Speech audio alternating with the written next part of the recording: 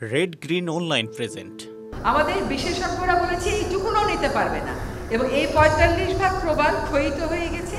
২০৪৫ সাল নাগাদ এই পুরো প্রবাল ক্ষয় হয়ে সেন্ট মার্টিন ডুবে যাবে।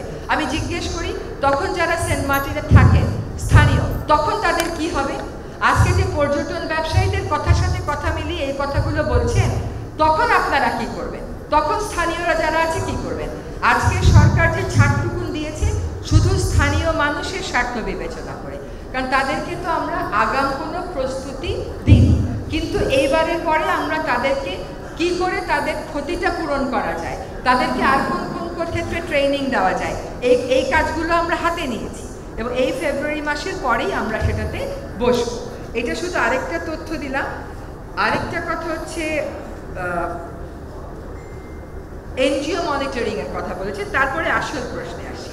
শোনেন, খালি এনজিও কে মনিটর করলে হবে না, যে মনিটর করবে তাকেও মনিটর করতে হবে। যেমন এনজিও অ্যাফেয়ার্স ব্যুরোর কেন সৃষ্টি হইল? এনজিও কে মনিটর করতে। কেমনে সৃষ্টি হইল বলেন? সে কি করলো? ইলেকশনের আগে আমরা যারা বিরুদ্ধে কথা বলি আমাদের ফান্ড আটকাই দিল। আমার অফিসে একটা ছেলে কাজ করে যার বোন ক্যান্সার আক্রান্ত, তার চিকিৎসা করতে হবে। এইগুলো কথা তো আমরা এসে কেন্দ্রে কেটে বলি নাই, তাহলে বুঝতে। হ্যাঁ, আমাদের ফান্ড আটকে দিল। অনেক প্রতিষ্ঠানের ৬ মাসের ফান্ড আটকে ছিল। আর এনজিও গুলোকে কে মনিটর করবে বলে? ওই কথাটা ভালো লেগেছে যে সকল দেশে এনজিওরা স্বাভাবিকভাবে কাজ করে। আমি যদি $৫,০০০ পাই তাও এনজিও গুলোতে যাইতে হয়, কিন্তু আমার একই ভারতীয় বন্ধু, পাকিস্তানি বন্ধু, নেপালি বন্ধু, ফিলিপিনি বন্ধু, ওদের কিন্তু যাইতে হয় না। সরকার মনিটর করবে, ঠিক আছে, কি মনিটর করবে? আমি দেশদ্রোহী কিছু করি কিনা, কিন্তু সরকারের মতের সাথে আমি দ্বিমত পোষণ করলে সেটা দেশদ্রোহিতা হয় না। সরকার বলবে কয়লা বিদ্যুৎ, আমি বলবো রিনিউয়েবল, এটা দেশদ্রোহিতা কেমন করে হলো? কিন্তু এনজিও গুলোতে আমাদেরকে বলতে হয় আমরা সরকারের নীতির সাথে মিলে কাজ করব। এইটা প্রয়োজন আছে। এখন আপনি আরো কিছু কথা বলেছেন যে আমি মনে করি কাউকেই মনিটরিং এর বাইরে রাখা উচিত না। এই যে মানুষকে প্রতারিত করে, আমি কিছু দুই একটা এনজিও অর্জনের কথা বলি। বলেন তো, বাংলাদেশ থেকে একমাত্র নোবেল কে, বিশ্ব থেকে একমাত্র নোবেল বাংলাদেশকে কে এনে দিয়েছে?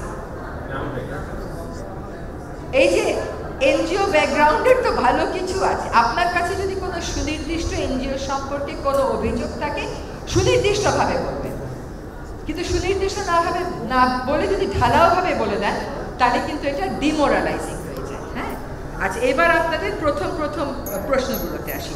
উত্তর দক্ষিণে পানি দেওয়া, হ্যাঁ, এটা কোনো ড্রাইভারও চলে যায়নি, পানিও আছে, বায়ু দূষণও কমে যায়নি। কিন্তু আমরা কিন্তু আসলে অক্টোবর থেকেই উদ্যোগ নেওয়ার চেষ্টা করেছি, কিন্তু বারবার অনেক বৃষ্টিপাতের কারণে আমাদের উদ্যোগগুলো থামাতে হয়েছে। স্থানীয় সরকার মন্ত্রণালয় এই উদ্যোগটা নিচ্ছে, তারা আসলে নভেম্বর মাস থেকেই পানি দেওয়া শুরু করবে। এই বিশেষ প্রতিবেদনটি যদি আপনাদের ভালো লেগে থাকে অথবা উপকৃত হন, তাহলে অবশ্যই এই চ্যানেলটি সাবস্ক্রাইব করুন এবং লাইক, কমেন্ট ও শেয়ার করে রেড গ্রিন অনলাইনের সাথেই থাকুন। Thanks to everyone. Red green online.